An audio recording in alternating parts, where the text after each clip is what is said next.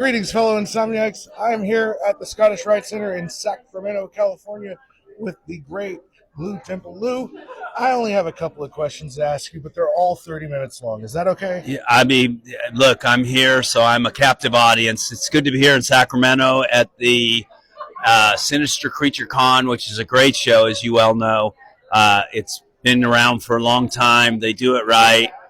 Sacramento, the folks from Sacramento and the neighboring territories up here in the Bay Area and inland are great. They come out, they're very well versed. So ask away. So I know you started with baseball. Yes. And then you transitioned into acting.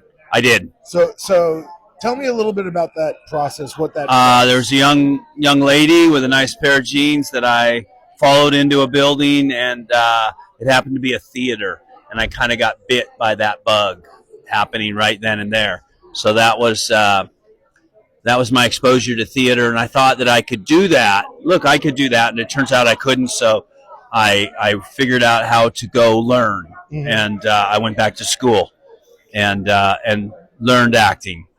So looking at your IMDb, at the beginning of your career, you did a lot of voice work. Yeah, anime. There was a company. They were the very first company in the States here to purchase and order the anime from Japan, a company called ADV. And they were based out of Houston, and they were looking for actors. And we were theater actors at that time in Houston, Texas. And we were, they gave us $50 to lip sync and kind of try to voice these Japanese characters, and we thought we were professional actors. We were very pleased to do it, and so I have a lot of old titles like Evangelion, Burn Up W, Dirty Pair, Those Who Hunt Elves, and I've most recently got back into anime with a company, Crunchyroll, and have just done a title called Night of the Living Cat, which is really a lot of fun. So I always like doing voiceover. One of my dear friends is Beerus from Pokemon, Jason Douglas. So he's great. Is there something you find more freeing about working on voice acting as opposed to physical acting? I actually find it the other way around. Okay. I actually find on-camera work being a little more physical, to gesticulate, a little more motivated. I find voice acting, now the voice actors who are professionals are really capable of getting the same type of energy that's required. And sometimes I have to work hard to manufacture that excitement or that immediacy that's required. But if I've got a great director, that director will find a way to get that happening.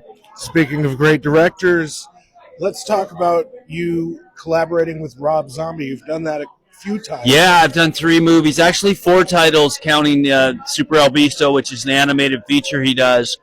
Of course, The Devil's Rejects, Halloween, and 31. So he's somebody that kind of found me through a casting director that he'd used, Monica Mickelson, and I became part of his ensemble, and I've been grateful for that because it's kind of the gift that keeps on giving, and I've enjoyed being part of it. But he's quite intense on the day.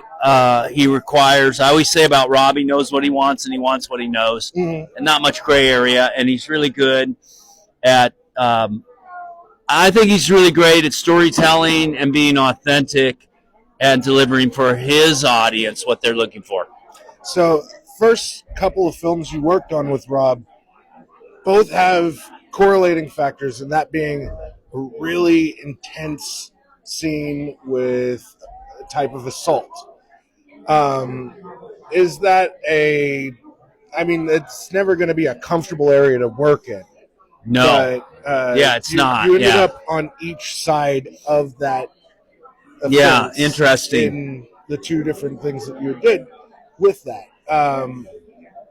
Talk me through the scene in Halloween and how much he was pushing you for that, or what you felt in that moment. Well, it's interesting because it's not something that I really wanted to do, but it was with the character. I will say that Malcolm McDowell, who played Professor Loomis or Dr. Loomis in that movie, gave me a pep talk that was about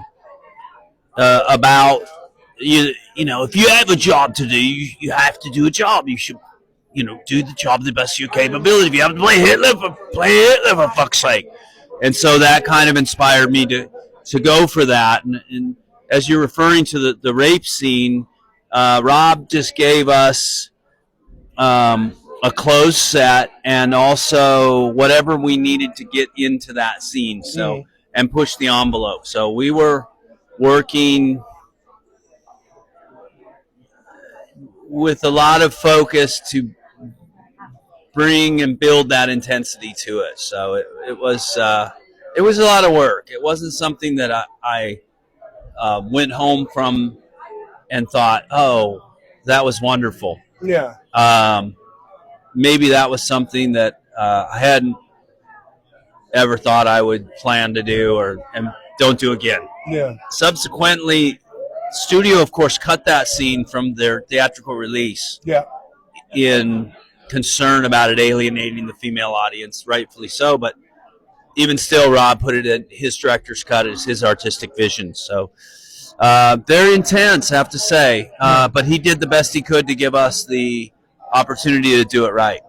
And last question, working on The Walking Dead, was that something that you were like, this is a reoccurring gig, this feels good, or you knew you had an outline of how long you were going to be there? I think I knew from the basis of the graphic novels that my character was going to end. I didn't think it was going to be as soon as it was. Mm-hmm. But at some point you do always feel like, well, it's a little bit like life. I'm going to live forever. Yeah. When you're 18, I think that's how you should think. Yeah. And so I did think I was going to be on there longer, and I tried to maybe argue the decision to kill me off. And then when it becomes clear that it is the decision that's made, then again, you do the best job you possibly can for your character, to honor your character. Absolutely. And I just want to say before I let you go that I find you to be a phenomenal character actor. Oh, thank you. And I feel like character actor is a lost art, and there needs to be more of that. It needs to feel lived in. And, it adds to the mystique and the lore and the tangibility of film, is having people that you feel like you could see in any walk of life. And you bring an everyman quality to really insane and over-the-top stories. So, it's very kind of you to say. Thank you so much. Thank you very much for your time. Appreciate it. All right. Very cool. Thank you.